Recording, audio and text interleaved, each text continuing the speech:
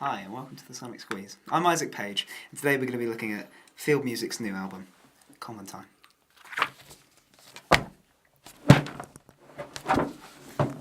Help! No. Help!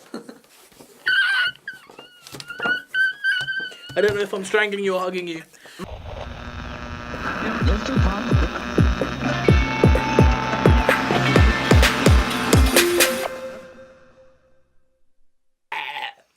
New album! Sunderland Band! Fucking Field Music! Commontime is the new album! We listened to it. It was 54 minutes long. Not a criticism, just a fact. 57. 57, thank you very much. At the band's core are brothers David and Peter Brewis, with a revolving cast of band members. This is their 6th studio album. They are an indie rock, kind of post-punk, kind of art rock band. That's the genre right there for you. And it's kind of geeky, quite elegant. The songwriting is sophisticated. Would you agree with that statement, Gareth? I feel like the production is from an older generation. Oh, you're straight up reading from my notes, you prank! I feel as though I could definitely get some kind of Talking Heads vibe Oh, I hate you guys so much! from the album. They totally read my fucking notes, guys. I'm so This mad. might be a weird criticism. No! It's just word for word now. It's unfair. It's I put work into this. I wrote this with my hands on a keyboard and printed out. But these words came from my mind. I liked the sound of this album. Thank you. That's a shit critic. I like the sound of this album. The most basic criticism ever. You see, I felt that at times it was a bit endearing. No, that's me again. Like, what's going on here? What's great is that you haven't even read that in a previous take. How far have you read? Oh, thanks for turning it over. Gareth, seriously, what do you think of this? I like the sound, I like the style that they had in general. I thought it was a good sound, but I didn't think that any of the songs in particular, like, really stood out to me. What about all those great songs that stood out to me? I liked the instrumentation. I thought they had a good amount of different things. They had some strings. There was some quite orchestral things in especially the latter parts of this album. Yes, it's weird how the album progressed. It got... It kept me interested all the way through. It felt like one thing. It felt like they'd really thought about how the album moves. So, like, when strings are introduced in a song, the next few songs would have strings, and they'd build on that idea, and it worked quite well. It flewed. Flewed? Flewed. You heard it first, guys. It flewed. I think this album had a lot of charm. It was like refreshing to hear how like classically pop this was. It had like a classic band, keys, the odd bit of strings. It was like the classic kind of pop production you've heard like for the last 20, 30, But not like 40 years. classically pop songs. Like they had you didn't listen to it and go, oh, this is old pop. You listen to it and went, oh, it's quite nice, but it is that sort of stuff. I mean, I was even getting like prog rock vibes towards the end. Yeah. John Anson vocals in particular. Yeah, I feel like you might have read that somewhere off somebody's notes. Not naming any names, See, but normally I know what you mean though. Normally Legit. James is like, well, I haven't said anything yet because we've been yapping too much. This time he hasn't said anything because he's just read kid shit and said yeah, that. I have fuck all to say now. Doing all right though. So I say like the in between bits, and then he goes, "Yes, here's an important remark." I'm like, "That's my important remark that I was getting to." This album was freaking awesome. I was was really frickin' surprised awesome. when I first listened to it because it was way more kind of. Thanks for saying frickin' as well, because it's all good fun, but good clean fun is Good clean fun is important. This is a family show. yes. Yes. Clearly. Girl, scream my name when I'm pretty. Don't you can dare continue. Girls, on my dick Opening when track, The Noisy Days Are Over, I Yep. thought was awesome. Funky. Good Wicked starter. percussion. Yep. Wicked bass line to go on top of it. Nice vocals. You're totally nice reading them. vocal harmonies. It builds and it cuts, and the ideas of that are just flowing with some crazy actually sax solo in there as well, Yes. Now, and some string outro and piano. It had If that didn't freaking like if that tell you doesn't float everything. your boat, if that doesn't tickle Float your your johnnies, If that doesn't rustle your jimmies in any way, then you're just not a right human being. One of my favourite tracks in the album was the second song, Disappointed. Just the chorus and the bass line and the rhythms over rhythms were just wonderbar. Gareth, are you going to make the pun? Wonderbar. No, I was thinking of it, but I decided I wasn't gonna go with it because we all did that on John Grant's album. We did. Let's not do it again. Okay. Moving on, another track. One of my favourite songs was the third track, Son. That was also one of my favourite It songs. was really fucking good. It was really metronomy style, I felt. I don't know what that is, Making but up yes. words over here. Yes, yes. Why not? It's a band called I Metronomy. think it was really I thought really they were the bad Jimalistic. guys in Transformers. That's Megatron. That's Megatron. Decepticons. The Decepticons. I mean, you were close. The third song was, deceptively evil robots. Decepticon. Textured. Moody. Transformable. Nice. One of my favourite songs was actually the fourth track. Oh, we I'm just glad. on and on and on. I'm glad. A wicked guitar riff that goes into some really rhythmic, awesome drums with some frickin' acoustic guitar that gets thrown in there. A little bit of sad, kind of minimal, melancholic break for a few lonely seconds. Is the fifth song someone's favourites? Don't you want to know what's it's not wrong? mine, so we're gonna have to end here with our That wasn't one of my favourites. thing. No, okay. It was alright. I actually really liked it, but it wasn't one of my favourites. So this album starts off real strong. It does. Yes. And I think it does take a little dip around this sort of time. It doesn't get I bad. agree. There was a little lull. There you go. And it's sort of because it's sort of the same thing, not too much How changed how up. small of a dip are we talking?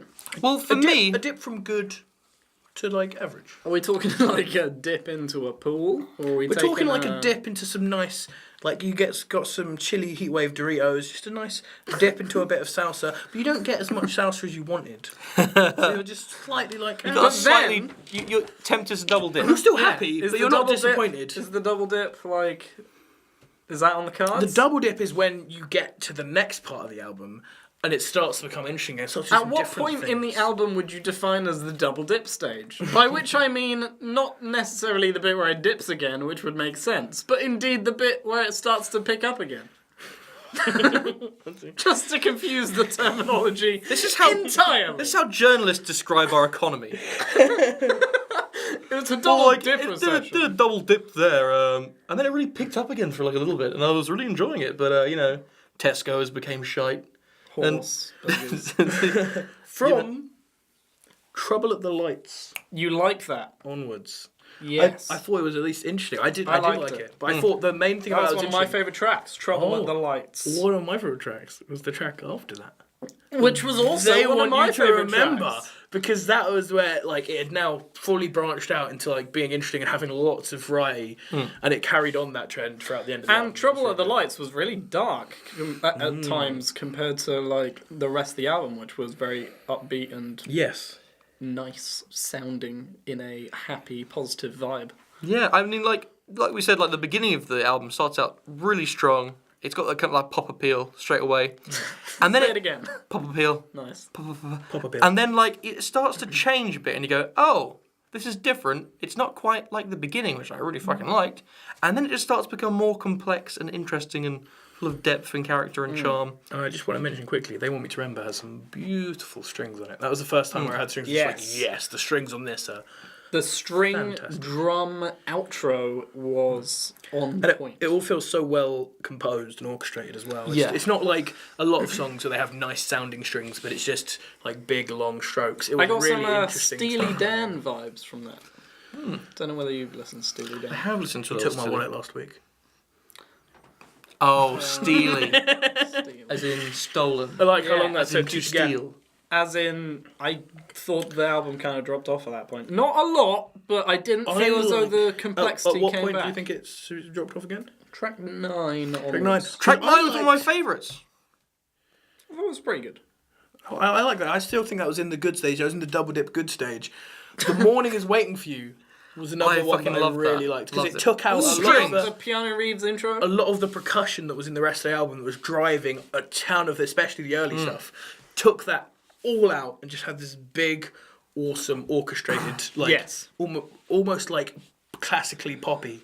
Yeah. And it was great. The problem that I had with that track was that it just didn't have. I don't know. It felt as though it got this idea of what it wanted to be, and it did that, but it didn't kind of change it up a little bit. It kind of stuck with one kind of plan. Yes, fair. I'm gonna keep this as I think it was vague different as enough. possible. It was You different can enough just- that I liked it. But then after that, track I'm just using it for the list. Indeed it is. Track Of course 11. you are. Track 11. Then I feel you leave the double dip stage, and you're disappointed with the amount of dip you have again. And you think so? It slows down slightly. I at the thought end. Indeed It Is. And it doesn't dip to the same Yeah. point that it dips I earlier, wasn't a massive fan. but it gets to an ending But where it sort of the slows problem down. is, this is something that we do a lot on our show. We always say it kind of drops off at this point as though it gets bad. It doesn't get bad. It just it's gets just less not good. as good. It goes from like I would rate none of these tracks less than a 6. but None it's of like them at all. the points where we say it drop off, it goes from like 7, maybe an 8 on songs, Yeah. down to a 6. So it's There still are good. some where I'm teetering on giving it a 9 on some songs. A lot of them are 8s. Some are 7s. But there are a few 6s in here which kind of, I'm looking for a bit more. The album was actually very consistent in terms of the production was just like very, very consistent every time. Yeah. Especially like in the vocal process, right down to like the vocal processing, it was like the same on every one. And the songwriting, the skill of songwriting here was like really impressive, and the composition and how they must have worked all these instruments together. It must have Absolutely. taken a lot of work. It's a very impressive piece of work. And And yeah. you get so many like crazy sounds in there as well, especially on. Oh, why do I do this to myself? That's close enough for now, I think. Yep. Track 12. Yep. Beautiful acoustic guitar. The guitar throughout the whole track. There's so many different things Yeah. that are going on with it. Like I listened to that on my awesome speakers, and I was getting like a huge stereo like width. I did like that song. That was the one song in the end part that did stand out to me. Is like I think the way I thought of that is like in a lot of albums when you get near the end they have that one acoustic guitar song, and I almost always hate them. And this wasn't one of them. recently, and this was one where I was like, no, this is how you do an acoustic. Yeah. Because it wasn't just. Oh, we're going to put the acoustic song here, and it's just a Yeah. guitar, 4 Here's chords, 4 and chords some and singing. some It was like actually interesting, and there was still lots going on to it, even though it focused on the guitar as the main. It thing of wasn't. the track. It wasn't your copy and pasted Ed Sheeran number. Yeah, and I was like, Although good. there are some 4 chord songs which can be really good. Yeah, it's true. Just takes take some skill, and personality. Some swag. personality, some swag, Some pizzazz. some real steez. So Some let's panache. that's enough words. Dinesh.